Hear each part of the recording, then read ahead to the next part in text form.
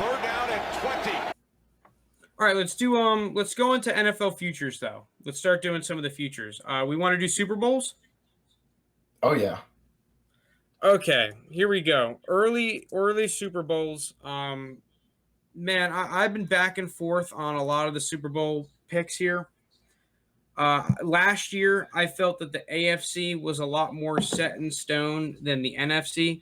This year, I think it has flopped. I think that right now, the NFC, there's a lot clearer of a picture of who's going to be in it and who's not versus the AFC. I think there's a good 8 or 9 teams that have a legitimate shot, and depending on how their season goes, could be a contender or be in or out of the playoffs. So I'm going to start off with my NFC Super Bowl team. I think right now the favorite is the Bucs. I'm assuming, is that correct? The Bucs are the favorite. Mm-hmm. So I get. Let's just do it like NFC Championship into Super Bowl. Right now, my NFC Championship would be the Bucs against the Rams. I think the Bucs, just because they have same roster returning. You have the GOAT. Like it's nothing really crazy there. But the Rams, dude, the more I look at the Rams, the more I truly believe that this team has what it takes to make a Super Bowl. If you look at like the main positions in football, especially in modern football, that really make a difference, pass rush. They have one of the top pass rushers in the league last year, led by the man, the myth, the beast himself, Aaron Donald, who like can eat double teams for lunch. Like you double team him and he's still favored. He's still just mauling people. Jalen Ramsey, one of the top corners at the second position. You need to cover a number one. Jalen Ramsey's the top guy in the league to do it. Left tackle, Andrew Whitworth is still chugging, and when he plays, he still plays at an elite level, even though he's like 58 years old. And then you just picked up the quarterback. You picked up Matt Stafford, the elite level quarterback that this team has kind of been missing. Jared Goff, in that season they went to the Super Bowl, was playing at an elite level, but his play has definitely dropped off since then. Matt Stafford, easily one of the better quarterbacks in the league, in my opinion. When I watch the Lions all 22 back, this dude's legit. Great decision maker. He has some problems with interceptions, but now we get into the last important aspect, receivers. This team has great weapons on the outside. They just added Tutu Atwell. You still have Cooper Kupp, Robert Woods. You still have Cam Akers for your running game. It really feels like the Rams, to me, are in that prime spot to make a run and be that team that challenges the Bucs for the NFC. Yeah, I got the same matchup as you for pretty much the same reasons, but I would pick the Bucs to win that matchup and have the Bucs go to the Super Bowl again. And a big reason for me is like, first, you got the GOAT, right? He's going to be back somewhere in like this high playoff caliber kind of play, but like you return all 22, okay, to run it back one more time. You get the defense that was showing signs at the end of the season that they were in an elite defense, that they can pick it up. So I think that confidence kind of carries into next season. And you see a defense that's able to take that next step the way they were playing during the Super Bowl run for me.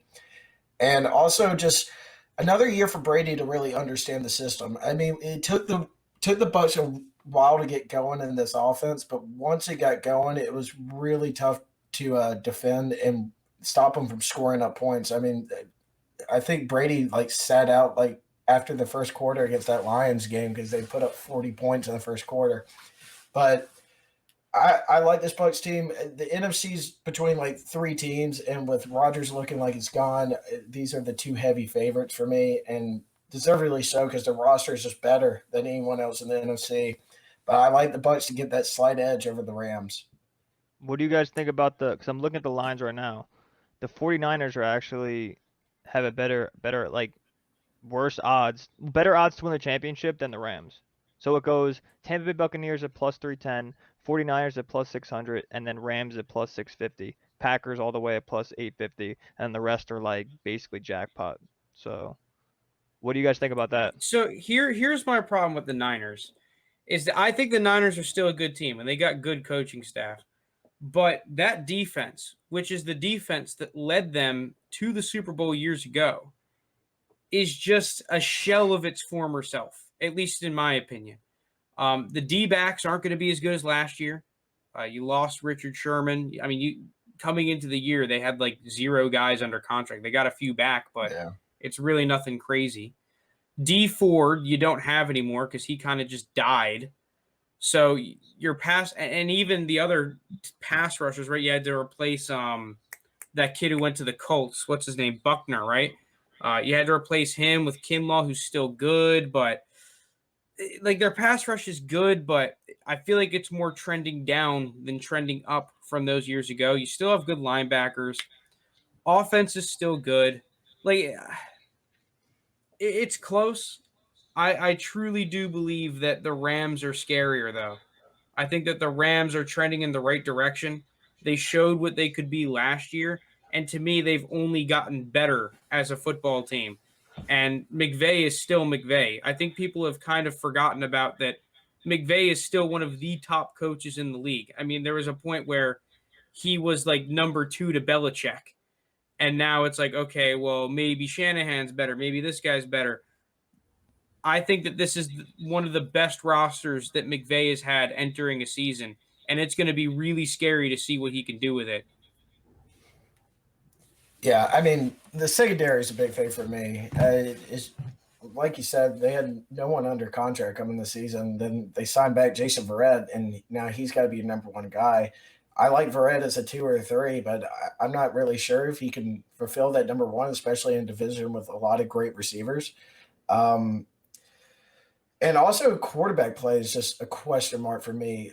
I know they're going to start the year off with Jimmy G, but if Jimmy G's not performing, they put in Trey Lance. My knock on Trey Lance was I don't think he's NFL ready. And then I have to trust either Trey Lance or Jimmy G trying to get me back to the NFC Championship at least this year. I'm not just big on that. I don't really see it. Yeah, I think the 49ers are still a threat. But Yeah, I think they're a that good team. I think they're more of a threat in the conversation of like a tier 2 type of threat. I think that the 3 potential tier 1 teams, obviously the Rams and the Bucks, the Packers, if Aaron Rodgers is still there. If Aaron Rodgers is not there, then they're basically the Giants at this point. Outside of those teams, it's like, okay, the Cardinals are good, but their coaching staff is not proven anywhere near as much as these other teams. On top of the fact that their defense, you talk about a team that lost its secondary, they completely lost their secondary. That was like the strength of that football team last year. And in my opinion, when I did that Cardinals analysis, the reason that they were a 500 team. So it's kind of tough to. We could see them be a playoff team, but they're in a tough division, and it's just like too many factors to not believe in. The Seahawks roster, we can all agree, probably just is not good enough to really be a huge threat. I mean, they couldn't beat the John Wolford Rams. Now we expect them to come out and beat at least what I think is a better Rams team that has now added Matthew Stafford. It's just not a bet I'm willing to make. The Giants, I think, are a legitimate threat, but their quarterback is so bad and is so unproven that you're just not over that hump. And you're not going to be over that hump unless Daniel Jones does a complete 180 or you just get someone who can actually play quarterback at an elite level. But you're not going to beat the GOAT with Daniel Jones at the helm, at least unless you get pretty damn lucky or play really freaking good football. Yeah. Who else would you say is a threat in the NFC? It's really tough. I will say about the Seahawks though is that their defense as a whole, couldn't be as worse as they were last year. Because that was a historically just really bad secondary. So they kind of figure out on the defensive end, which I think Pete Carroll would be able to do, and you get a hot Russ at the right time. I could see Russ kind of like just winning games out of his ass and kind of like pulling through. But then again, it's still tough to do that because just there's other teams with better rosters, and But I would like the Seahawks there. The G-Man, I'm with you on that. Just quarterback's the problem with me. I think the roster is very good. Defense is so underrated. Football team would have been a good one if they were just able to land like a middle of the pack or a top end quarterback for me. Like that defense is so elite, but I'm not trusting Ryan Fitzpatrick to lead that team to the Super Bowl. There's just no way that happens. Um, I would like the Saints if they had a quarterback. I'm not trusting Taysom Hill or even Jameis at this point. I still love. I don't love Sean Payton. I have to hate him, but like as a coach, he's like very elite Yeah, and he's great. phenomenal. And But like I he wouldn't wasn't count able them to do out. it with better rosters though. That's the one problem I have with the Saints is that we're all of a sudden going to expect the Saints to be a better team than they've been in like all of the past seasons with a Yeah, much yeah. worse team that they weren't able to maneuver with. Real quick before we go to the AFC, Los Angeles Rams to make the playoffs at minus 182 on DraftKings, I think is a phenomenal get. As just like a quick little lock kind of a bet. I really like the Rams to make the playoffs. Yeah, I would too. Anything under minus 200 there. And then like another like favorite team I saw is like the Cowboys have pretty good odds. Even though the Cowboys offense is going to put up points, I don't know if they're going to be able to stop anybody. I know they drafted a lot of rookies in that defense, but I'm not sure if that gets it done. And there's still a question mark for me. And then it's the whole, is Zeke going to be back? And their offensive line is still not very at that elite level like it was a couple years ago. And also, you're betting on the Cowboys to make the Super Bowl, which is probably not going to happen since it hasn't happened in 30 years. And Yeah, I'm not a huge Mike McCarthy guy. I don't hate him, but I'm not going to take him over these other teams with arguably better rosters and who I think are just better coaches. Um, yeah, that I'm not betting on the Cowboys to do anything. I wouldn't be surprised because that division sucks. oh, it's But terrible. yeah, that's going to be a no from me, dog. All right, let's move on to the AFC. AFC to me is just so competitive. There are like 9 teams that I think are legit, but I'll go with the teams that I really like. So you obviously have the Chiefs. They're a great team. Then you have the Bills and Patriots, who I think are 2 playoff level teams. Those 3 AFC North teams that we were just talking about, the Ravens, Steelers, and Browns. And then I think the Titans and Colts are still legit. Okay, so that's 8 teams that I think are legitimate threats. People think that the Chargers could be a legitimate threat. I'm not betting on the Chargers. I'm not doing it. Not that I've been burned. I've been fading them and it's been working. But yeah, you're gonna have to make me see it to believe it if you're winning more than 9 games. No shot there. So those are the 8 teams that I think are legit, and it is tough to decipher which one you really like. If I were to bet on the AFC Championship, I'll take the Chiefs because it's the Chiefs. Yeah. That second team,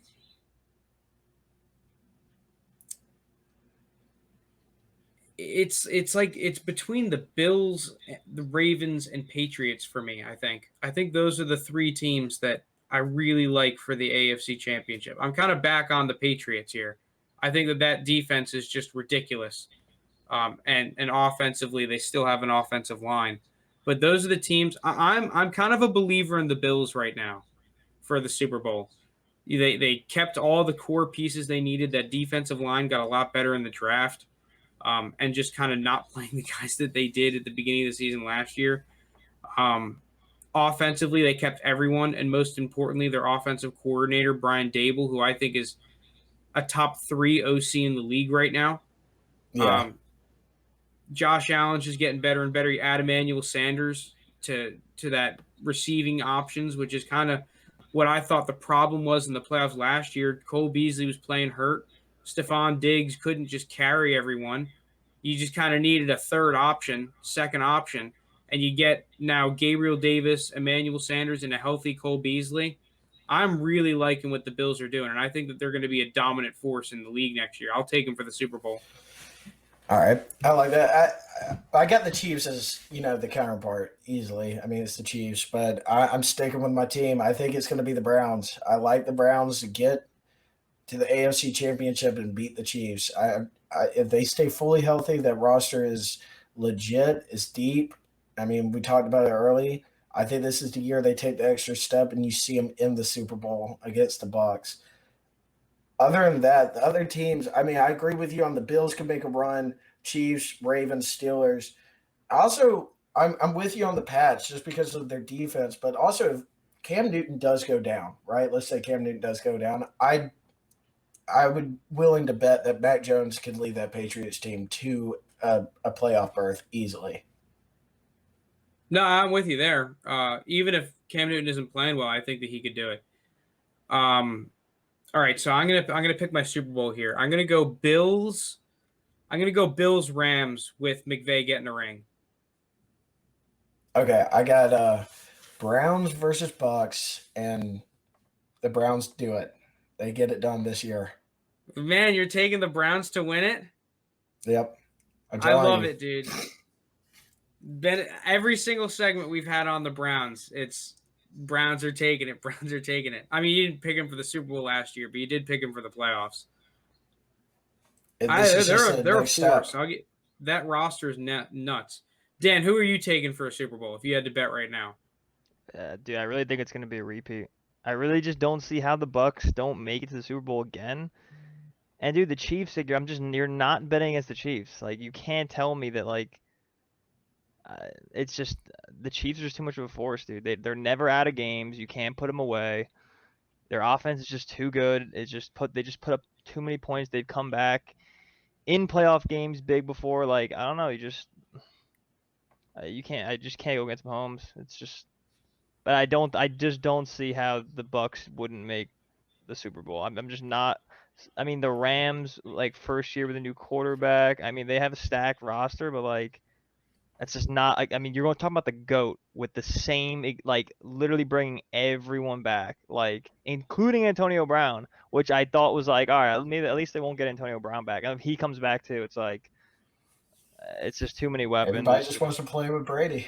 Yeah, it's just too much. I think I'm gonna have to go repeat Bucks Chiefs. See, the thing is that I have against the Bucks is that I really felt like if you got a team that was a little bit better than the Packers last year, just a little bit better, they beat the Bucks in that NFC Championship game. I think that's the problem because obviously they earned that Super Bowl and destroyed the Chiefs in the Super Bowl, but the Washington football team, who didn't have a quarterback, played really well. They weren't really in the game, but they were around there. You kind of knew they weren't going to win it, but they were in the game. They played against a Saints team that was limping into the playoffs with Drew Brees, who had like 12 cracked ribs, who clearly wasn't himself in that football game. And it was still a close football game. And then you have that Packers game that was just that's the one game that I really feel like the Bucks did not deserve to win that football game. The Packers just really fucked that one up with their decisions and the execution of their offense a lot of that game. And, the Super Bowl, they win it. It really feels like if the Bucks run into a stronger NFC in the playoffs, where there's a team that's really hot getting into the playoffs, that they might get knocked out. And whether that's the 49ers, the Rams, or someone new, I think we could see it, even though they are the favorite, and it's looking like, with the gang back together and Brady still going, that they can do it. But Brady, major knee surgery from Brady this offseason. Just throwing that out there. Nah, he's good to go. He'll be ready. I'm not worried about Brady at all. It's just like, they hit their stride so late, and they just look pretty dominant. And, like, now you got Brady a second year under the system where the quarterback historically, quarterbacks play better in their second year once they figure out the system and learn it, and, like, learn how to, like, really take involved this playbook. And I think that's what you're going to find here. And there's just so many weapons with Mike Evans, AB, Godwin. It's going to be crazy. And I really don't see another NFC team right now topping them unless someone gets crazy hot or like something like that. I don't know. And for me, like, it's just Matthew Stafford's really if that is the NFC Championship, I just don't know, since Matthew Stafford's never been put in that situation before in his life. I mean, he's 0-2 in playoffs. I understand he's playing for the Lions. It's a whole different kind of ball club, but it's hard for me to take him over the GOAT. No, yeah, I think that the Rams are definitely a bold call for making the Super Bowl. But dude, I believe in McVay. I believe. I'm on the McVay train, baby. All right, what other futures and stuff do you guys want to talk about? We can go into MVP. Yeah, I'm down. So yeah, we did conference winners. Wait, let's Did go week Super one. Let's Bowl. go week one QBs real quick. Just knock those out. Week 1 QBs. What does that mean? So like Denver Oh Broncos yeah, starting okay. QB. Week 1 QBs. Yeah, I know what you're saying. There's only 4. All right, let me see if there's on here. All right, week 1 quarterbacks. Chicago Bears. Andy Dalton minus 250, Justin Fields plus 200, Nick Foles plus 1600. I actually think that there's a decent shot that Justin Fields could be the quarterback week 1 here, and I don't think Andy Dalton's a lock, even though they said he's the starter. And the main reason being, this is a team that just did not have a plan at quarterback. They just were kind of like, hey, we need a quarterback. And then they tried to trade for Russell Wilson, and then they tried to trade for this guy, and then they were in the running for Stafford probably and all this stuff. And then they're kind of just sitting there halfway through free agency, like, well, fuck. I guess we'll pick up Andy Dalton, like, might as well. So then they just sign Andy Dalton. Then come the draft time, they're like, okay, well, we still want a quarterback, but we're picking at like pick 20. So one's probably not going to be there. And then Justin Fields fell a little bit. They were able to trade up, and then they were able to get Justin Fields. So did they have a plan like some of these other teams that we're going to touch on? Fuck no. At least from an outsider's perspective, it does not seem like it. If Justin Fields goes in there and looks like the better quarterback, he will be playing week 1. If I'm Matt Nagy, at least. What, you're going to force Andy Dalton to play? Like, yeah, Andy Dalton should be the favorite, but if Justin Fields goes into training camp and looks sick, you're not playing him? That's tough for me. I think Andy Dalton's kind of just a lot for week 1, unless like barring injury, like if Andy Dalton goes down, then you can start it. I don't think Nagy's going to rush Justin Fields into like anything, especially week 1. Now, like week 9 or 10, maybe you'll see him there, but I don't know. I get from the Bears. I look at it like when they drafted Trubisky, he didn't start right away. They started Glennon, and like it took a little bit from there. I think they would just kind of go with Andy Dalton, keep their promise to him that he's a starter. I just wouldn't. But that's me not being like sold on Justin Fields being day 1 starter. I think he needs time for development, and I hope the Bears would be able to see that. Unless he lights it up, I'm completely wrong and he just tears up the preseason. Yeah, I don't think Justin Fields will start. I just don't think there's value taking Andy Dalton at minus 250. I don't think that the risk is worth just – I just don't think it's as much of a lock as minus 250 the odds you're getting is. Like, what's the point of taking that? Yeah. I'm probably staying away from this entirely, but Justin, I think there is potential value at Justin Fields at plus 200 right now. If you really believe in Justin Fields, which we really are not huge Justin Fields guys. All right, New England Patriots. Week 1, I'm taking Cam. I really doubt that Mac Jones comes in there and starts week 1. I think more so, not even if Mac Jones plays well or if Mac Jones should be the guy. Like Cam Newton at the beginning of the season last year looked like legit Cam Newton level. You get him second year in the system. He's a proven veteran. He works hard. He easily should be the starting quarterback because if you're the Patriots, you want to see if Cam Newton comes back at that level he was playing at the beginning of last season. Because if you get that Cam Newton to come out, you're a scary team. Yeah, also I think Belichick's just going to play the guy he trusts. There's trust in Cam Newton. Not saying he doesn't trust Mac Jones, but Cam Newton does have that resume, I do think Cam Newton was brought back to be that bridge quarterback, but also you can win with Cam Newton, especially now with the Patriots looking like they have a much better roster than last season. I would have to bet on Cam Newton. What's the odds on that? It's like minus 278. Yeah, it's pretty favored. All right, anything else to say on that? I think that's like a pretty lock kind of a pick. All right, New Orleans Saints. This is a wacky one. Yeah, James Winston minus 200, Taysom Hill plus 145, Ian Book plus 3,300. This to me feels like a true quarterback battle. Yeah, that Um, is. and that to me means if I'm going to take this, I'm taking Taysom Hill because I actually think Taysom Hill is a little bit better than people give him credit for. Um, Jameis Winston should be the favorite, but do not count out Taysom Hill, especially because he went in there, he looked all right. There were a couple things he needed to develop, and the dude is an absolute grinder. He's willing to do anything for that football team, and I think Sean Payton really likes him. So I would Yeah. not be shocked at all if Taysom Hill comes out and is the week 1 starter.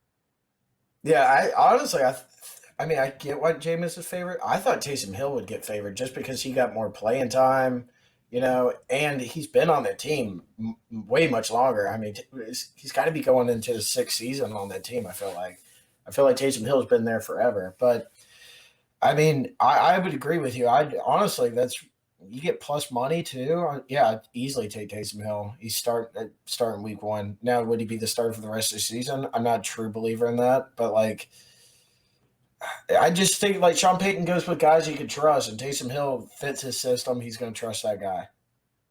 Yeah, I don't think it's a lock or anything like that, but Jameis Winston's going to come into camp as the number 1, but it's going to be a legit quarterback competition. There's no guarantees. It feels like from the reports that are coming out of New Orleans that any one of these guys can't be the starter week 1. And if one of these dudes is showing more than the others, they're going to get the nod. So I'll just take the guy that actually has value. What about if you just sent Ian Book? Sent Ian Book at plus 3,300. Yeah, no They shot. spent a 4th round pick on him, dude. Like, what if like he just kind of goes in there, lights it up a little bit, and they're like, Sean Payton's like, screw it, dude. He's the first rookie to start. That'd be crazy. All right, last team, San Francisco 49ers. Jimmy G minus 278, Trey Lance plus 220, Josh Rosen plus 3,300, and Nate Sudfeld plus 4K. I'll take Jimmy G on this one pretty comfortably. That's really all that needs to be said. Yeah. This is comparing this to the Bears, the 49ers legitimately did have a plan, maybe not necessarily on who they were taking, but on what they were going to do with the guy that they took. Hey, we're going to keep Jimmy G. We won a Super Bowl with Jimmy G. It's just Jimmy G's career, the way he's been going. He was inconsistent last year. He was hurt. When he's playing, he's not a top guy. Hey, we're going to give him the run this year. We're going to have like Alex Smith with the Chiefs. I think they went exactly with that route, right? With the Chiefs and Alex Smith, hey, we're a playoff team. We can still make a run at this thing, but we've got a good quarterback that we're nurturing for when it's time. Hey, Alex Smith, we love you. You're a good guy, but you're just not that elite level quarterback that we're looking for long term. So I will easily take Jimmy Garoppolo here. Yeah, and also like Shanahan just doesn't seem like the coach that would rush Trey Lance to anything, especially week 1 like that. And I still believe like Trey Lance wasn't Kyle Shanahan's guy. I don't care what reports say. I truly believe it was Mac Jones still, but this is Jimmy G starting week 1. I'm not even sure if Trey Lance really plays that much next year or not. I know a lot of people have been saying though that he could start week 1, and I'm like, where's that at? He's only played 14 games in his career. Like, yeah, that's going to be a no siree for me. Jimmy G, like the problem with Jimmy G is not whether or not he can win you football games. It's just he's just not a guy that's going to carry you and he's just not the most consistent quarterback, right? We saw it last year. He had that nagging ankle injury, and it really impacted his play. Whereas some of the other more franchise-level quarterbacks, for example, a Matt Stafford, even through a couple nicks and knocks a little bit, he's still going to be playing at an elite level. And that's why they traded up for Trey Lance, not to just shove him in there week 1 and say, hey, let's take a roster that is right now one of the top rosters in the NFC trying to compete for a Super Bowl and pin a rookie on winning it. Like, I was talking about this the other day. Like, has a rookie quarterback even ever won a Super Bowl? Joe Flacco, I know, had a pretty damn good season, and I know Ben Roethlisberger had a pretty damn good rookie season. But even if they have, it hasn't been recently. You know, it's just not really the way the news goes. So why are you going Yeah. to start shoving a rookie quarterback in there over a proven veteran that got you to a Super Bowl 2 years ago? It doesn't make any sense. Yeah, I agree. Dan, in your opinion, what do you think the best line of those starting quarterbacks that you took? Actually, different question. Is there value in taking these like Cam Newton and Jimmy Garoppolo to start at minus 278? Or Dude, is that just kind of a bait? I think it's like a bait because at the same time it's like I would hammer Cam Newton, right? I mean, like I mean, if you really want to make money, you really gotta let it fly, a couple G's. But like, I mean, you're risking like he go into the season the first game with an injury and Cam Newton's out. There's just not enough value there to take that risk. Like, all right, Cam Newton, like Hmm. they're gonna tailor the offense to him, which is obviously gonna be completely different than Mac Jones. So you can kind of feel safe, like if they're really gonna go in with Cam Newton, are they really gonna do a switch up? You know what I mean? Like that's probably not gonna happen, I guess. But like just the just Cam Newton and just the fact that he could just be injured or something or have some sort of issue going through week one. I mean, at minus 320, uh, you really have to lay down some serious money to make it worth your while. And It's just not worth the risk. it's not really Yeah. worth it. So it's not even. So you're saying that it's like the risk of injury is just higher than the cash that you're getting paid I'm out. willing to pay for. Yeah. I mean, if he was like a minus 200, it'd be more enticing. You know what I mean? Get 50% on your money. Makes sense, you know what I mean? You could lay down like $600, make Hmm. $300 back, or lay down like $800, make 400, 1,000 or 500. That kind of makes sense. It's probably the highest I'd go, like 1,000 or 500, because you gotta I always just take like the worst case scenario into account. You know what I mean? Like you go with an injury, you can't be like 5 grand down on, you know what I mean, for to make 2,500. Well, it's gonna be less, but you know what I mean, like hypothetically. It's just, Yeah. you just looking at worst case scenario, and at minus 320, it's just to me, it's just way too steep. All right, interesting. Because I didn't know if that was like a legitimate strat or not to try and find just these absolute locks and whether or not it's even worth it to hit them. And you can't, Um, they don't let you parlay them, which is huge. If you could parlay them, if I could parlay Cam Newton and Garoppolo, you know what I mean? Like I'm slamming that, but like they don't let you for these specific preseason bets. So it's just straight up, it's just not really worth it, in my opinion. Too much risk. all right. With that being said, that's interesting. So let's move on. What do we want to hit next? So there's like MVP. MVP, Offensive Rookie of the Year, all those ones we can Yeah, let's do. go MVP, and then we'll go and let's go offensive defensive rookies of the rookie of the years. All right, MVP. I am not a fan of picking MVP. I don't think I've ever hit an MVP bet. They're Um, tough. All right, if Rodgers goes to the Broncos, right, and just blows it away, are we looking at possible back-to-back scenario here? maybe. It's just the new system would kind of throw me off, So the one that I really like, and it's someone that we liked a lot last year, was Kyler Murray. Yeah, Um, that'd probably be one of mine. because at plus 2K, it's totally worth it. And he's a guy you get that infamous third year in the system that well not in the system, but third year in the league boom that we saw out of someone like Josh Allen. And on top of that, if he has that crazy rushing total and he's really flashy, that just kind of helps, right? We saw it with Lamar Jackson. If you're just super dynamic with the football, and Kyler Murray has insane level throwing talent, he just wasn't really able to put it all together for a large part of the season last year, especially at the beginning of the season. But if we finally get to see Kyler Murray put it together, it feels like if the Cardinals are going to do well and make the playoffs, it's going to be on his back, and that might be looked on really well in the MVP voters' eyes. The only problem I have with that is that I don't really see the Cardinals being a team that goes like 13-4 or like 14-3. on the back of Kyler Murray for him to get the MVP. Whereas, like Dan said with Rodgers, Rodgers can go out there, have a ridiculous season, and win like 14 or 15 games. And that just kind of Yeah. gives him the edge in the MVP votes.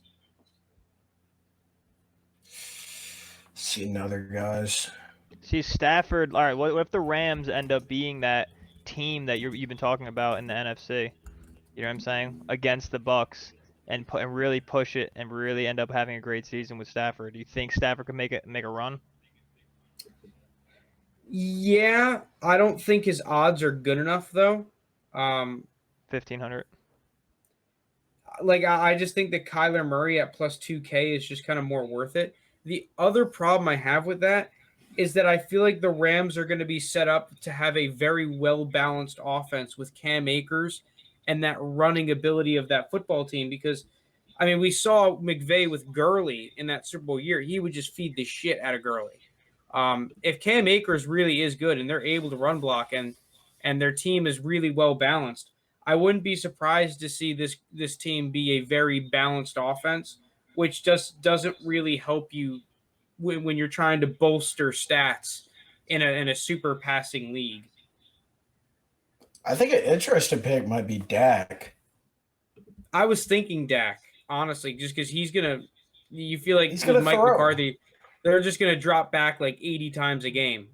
Yeah, Same he's thing gonna with chuck Josh it. Allen to a certain extent. Is that Josh Allen, the Bills, they're just gonna say, "Hey, Josh Allen, just go chuck the pill," and he's gonna have the stats. If Dak doesn't get hurt last year, he has a chance of getting 6,000 yards.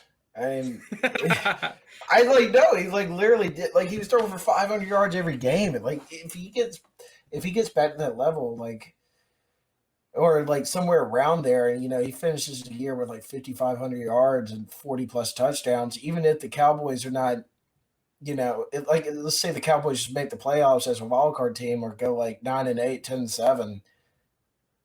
And if Dak just has that stellar season, I think if it's just like some of the best numbers you've ever seen from a quarterback, just passing wise, I think they will just give it to him.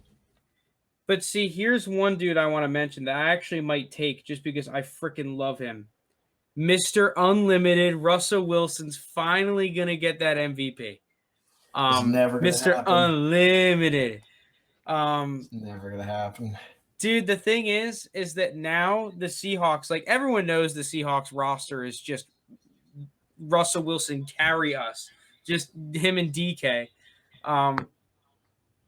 Dude, if this team goes out there and just on the back of Russell Wilson just starts going crazy. But the thing was, like, that's how it started off last year. He was the MVP favorite through those first 5 or 6 games because he was throwing 5 touchdowns after a while. Then it got to a point, Russell Wilson isn't God. And if you don't give him a good enough roster, he's going to even, like, take a little bit of a dip, in which it did, and threw him out of the MVP conversation. And that's one thing. He's just so good. He's really ridiculously good. He's really good, but it's just to be MVP, you have to have a good roster with you. It doesn't matter. Like Aaron Rodgers had Devontae Adams, like Matt Ryan had Julio Jones. Like it doesn't matter. Like Russ has DK and everything. He has the offensive weapons. It's just like Chris Carson's banged up, and I don't know, that line sucks. I'm gonna take Kyler again. The guys, I wanted to. I'm gonna take Dak, dude. Honestly, I think Dak could have got it done last year. The thing is with Kyler is that you just have the flashiness advantage, which it helps, man. When you're just doing sick stuff, it's like with the Heisman, right? You have to have your Heisman moment. Like, dude, Kyler Murray's gonna be juking people out of their shoes, doing these crazy throws. Like, he's gonna have the flash. He just needs the stats and a good enough record to back it up. And in third year in the league, I think we're gonna see him explode. I mean, I like that pick. Favorite. I mean, Herbert would be interesting too. You get him at the same odds. I just don't buy the Chargers, dude. I just don't. Well, you do the second year quarterback thing. The second year quarterbacks were winning there for a couple of years in a row. Like true. You give it to old head and Aaron Rodgers last year, and now you go back to the second year quarterback and you give it to Herbert. Herbert's interesting. Herbert and Kyler at plus 2K a pop is nice. I really like that value because MVP in general is an absolute shit show. Just a lottery Oh yeah. ticket. Like it's probably going to be one of these top guys, but all these top guys, it's almost luck to a certain extent. Like there are seasons where Russell Wilson is putting up MVP numbers and he doesn't even get a vote. It's like, what the hell does this guy need to do? Does he literally need to turn water into wine to get a damn vote? Yeah. Like, Yeah, he really does. like he's just carrying teams week in and week out. Every single game, he's just saving them. They're like, doesn't even get a vote. Fuck him. Okay, let's do offensive rookie of the year. It's gonna be a quarterback, right? Unless all these quarterbacks suck.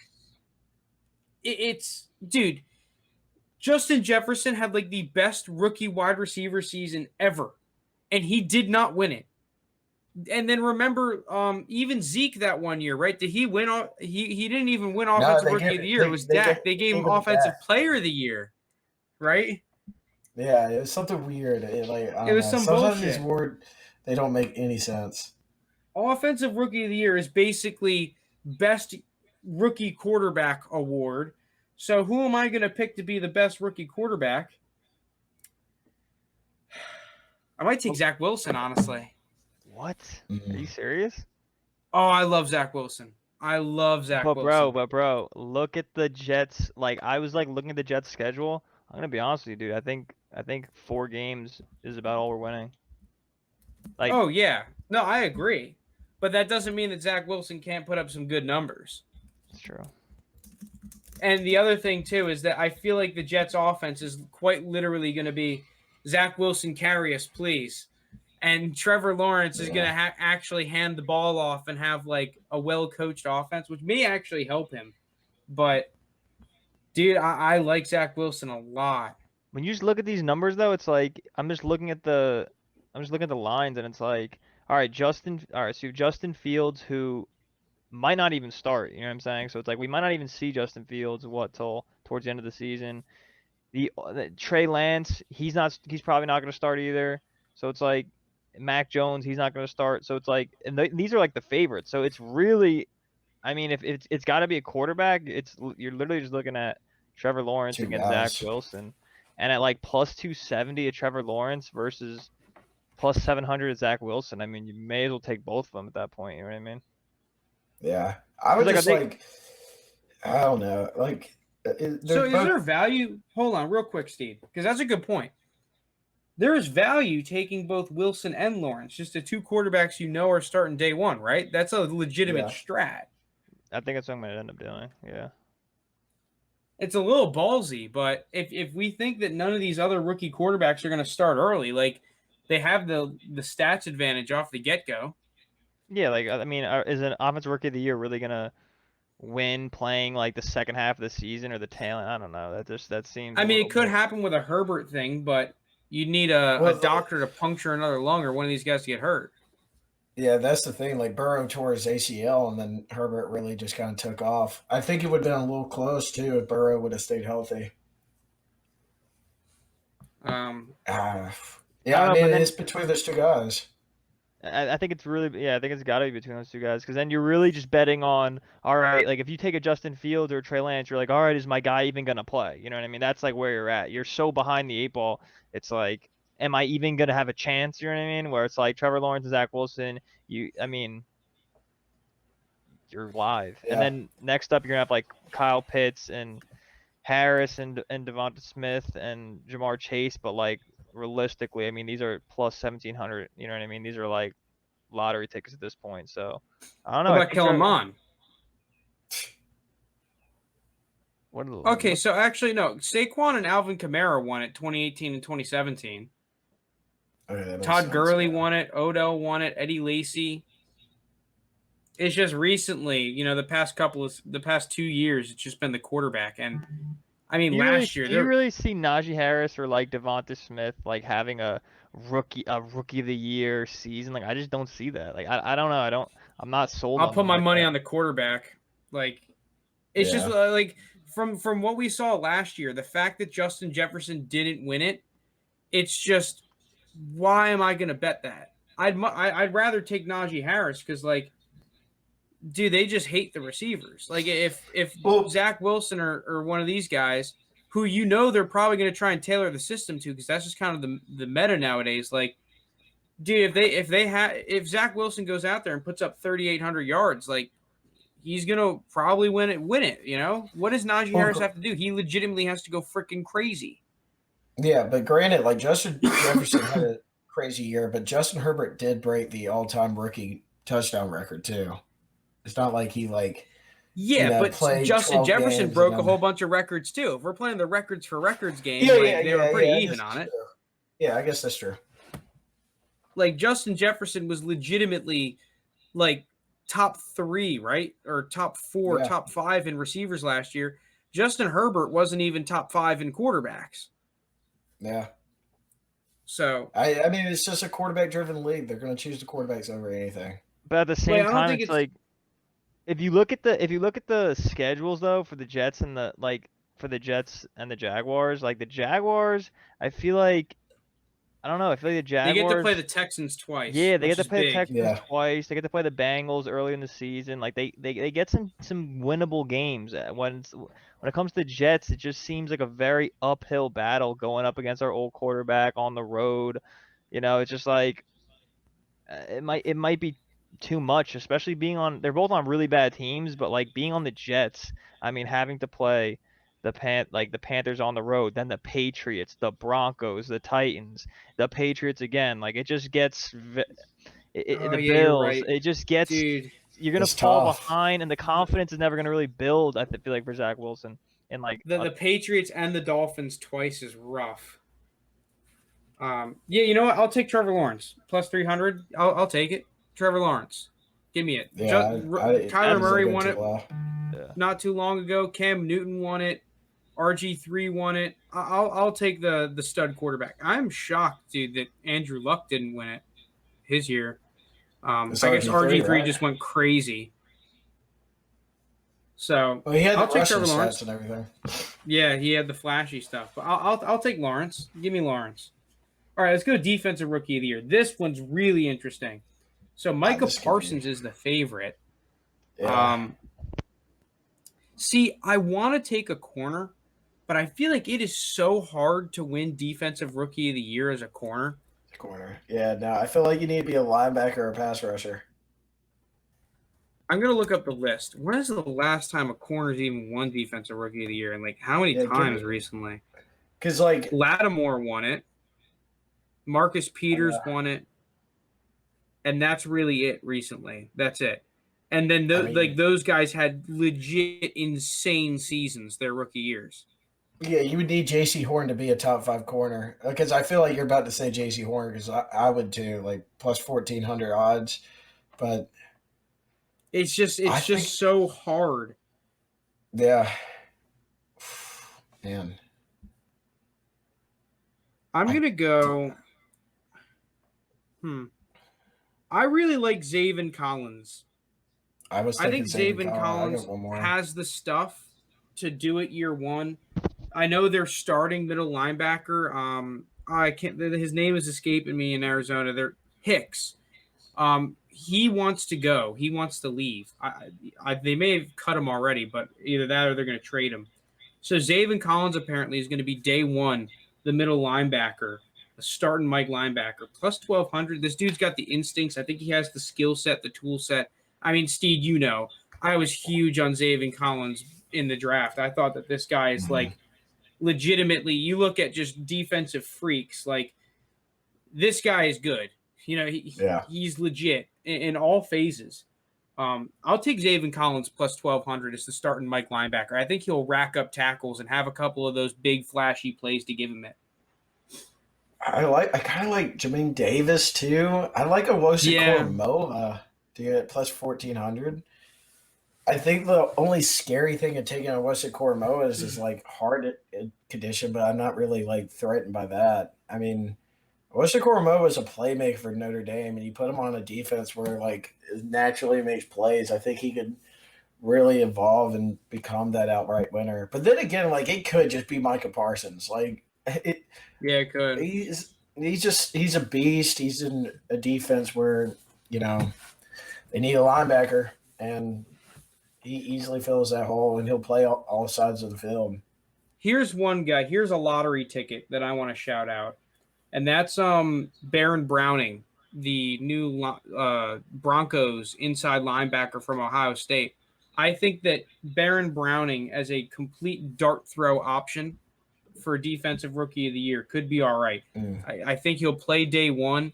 He'll be at that Mike linebacker spot or one of those linebacker spots. So I'm thinking that he'll be in a position on a really talented defense to kind of just rack up tackles and rack up some stats.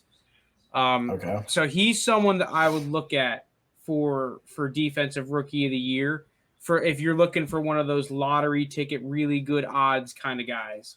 Especially because this year there really had, the past couple of seasons, there's been that stud pass rusher that's like, okay, well, day one, this guy's going to be an absolute monster.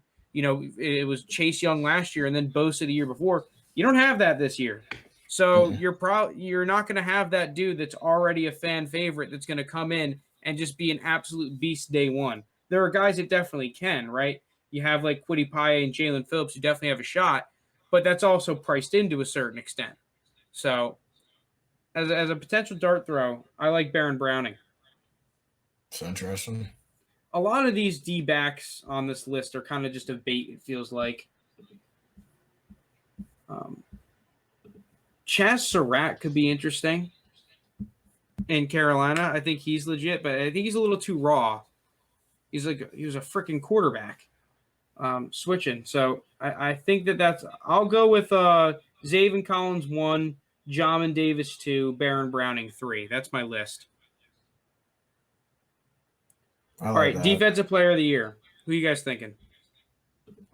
Dan, real quick. Dan, who do you like for defensive rookie of the year? I don't have any take on defensive rookie of the year. I like the dude. I don't know. I honestly like the corner that the Broncos took, but I don't know if he's gonna be able. I mean, is he gonna be able to win rookie of the year? Probably not. It's tough. I don't know. I honestly couldn't tell you. That's to me. I have absolutely no opinion on that. What about Caleb Farley too? You talk about a guy that was legit. He'll get time year one. He's gonna have to be the guy if he's healthy, maybe. Yeah. All right, let's do defensive rookie or defensive player of the year. Any takes? Because I got a guy. Go ahead with your guy. Mine's loading. TJ Watt. He's gonna get it this year. Dude's a monster. Give me TJ. He deserved it. Not deserved it. Aaron Donald's just insane, but I'll take TJ Watt. I kind of like that. A little bit of a homer pick, but I mean, I still love Myles Garrett where he's at. Aaron Donald, of course. Chase Young. I mean, you're getting pretty good odds for Chase Young to really just come in and be an elite force. Maybe more of a dart throw, like Darius Leonard for the Colts. That's a good one. He is insane. I like him a lot. I think that could be a pretty nasty pick. I like that Darius Leonard shot a lot. Dan, what about you? You got any defensive player of the year guys that you like? I'm not a big defensive guy, dude, so I really don't. I like your pick. I'm going with your pick, Frank. I like your pick. All right, comeback player of the year. I know mine instantly. Saquon Barkley. Oh, really? Is he the favorite? It's got to be Dak. No, right? Dak is the favorite. I think Saquon Barkley is going to absolutely explode this year. I think the dude's going to go for like 2K yards, honestly. Giants' offensive line is finally where it needs to be. He's going to be coming back with vengeance, dude. Saquon Barkley, I feel like, is going to be a freaking monster. Well, let's say this. If Dak Prescott's playing like an MVP level, is it possible for him to win both? Has that happened before? Like, I'm just curious. Like, if he's playing so good, you know what I mean? If he's playing because it's kind of like you're basically betting that he's gonna play really, really good, and it's like he'll fall short of MVP. You know what I mean? Like, well, did Peyton win that comeback player of the year and MVP that season he played for the Broncos? I'm not sure. Was that even his MVP year, that first year back? Let's see. What year did he win the MVP? 2014, right? I'm trying to look it up. I remember I tried to look this up before on a way earlier episode, and it just lied to me. 2013. Let's see if he won 2013? Comeback Player of the Year. Okay, so he won Comeback Player of the Year in 2012, but then MVP in 2013. Okay, so no, he did not. I guess that I'm not sure that's ever happened then, Dan. That's a good point. I feel like they wouldn't do that. I feel like that's just they wouldn't double dip that at those awards. So Yeah. I I'm would taking kind of take Saquon though. CMC. I think I'd take CMC over Saquon. I'm taking McCaffrey. Jameis Winston. Any Jameis Winston truthers? Jameis Winston just starts chucking the pill for like 8,000 yards and 90 touchdowns with only like 25 picks this time. What are the odds on What that? about Plus 3,300. That's not bad. That's honestly it's not the a same bad. odds as Tebow? Yeah, that's not a. That's No way. No way. I'm looking at it now. He has the same odds as Tebow. No way he has the same bad. odds as Tebow. According Realistically, to betting pros. Tebow's not seeing any playing time. Realistically, right? No shot. I don't think I hope he so, does. but yeah, I'm rooting for him. Dude, he has the same odds as Jameis Winston, and on the same sports book, his over-under on receiving yards for the season is 12.5 yards. How does that make any sense? His over-under is 12.5 yards. What the heck? Dude, he gets like 4 catches, and they're like, comeback player of the year. Fuck it. Like Tim Tebow. You know who might be a decent dart throw for comeback player of the year is Derwin James. Yeah, it could be interesting. Because you just get you get one of the best safeties in the league coming back, and if he's playing like at his defensive player of the year caliber, and like these other guys aren't performing as well, they could go him. Okay, last one before we end it. We got like 4 minutes left. Coach of the year. Who are we taking coach of the year? Ooh. I'm going McVay. I'm a Rams truther now. I'm basically a Rams fan. It makes sense. I'm kind of going with you there. That kind of makes sense. I think the Rams are going to emerge as the second NFC team. I'm with you. Because I feel like with coach of the year, they'll give it to someone like if you change not that the Rams were a bad team last year, it's just they like made the playoffs on the last day. If they go out and get the 1 seed in the NFC, which I don't think is terribly out of the question, I think he's coach of the year. Who won it again last year? Was it that Dolphins guy, Brian Flores? Was it Flores? Let's see. No, it was Stefanski. Of course, it was Stefanski.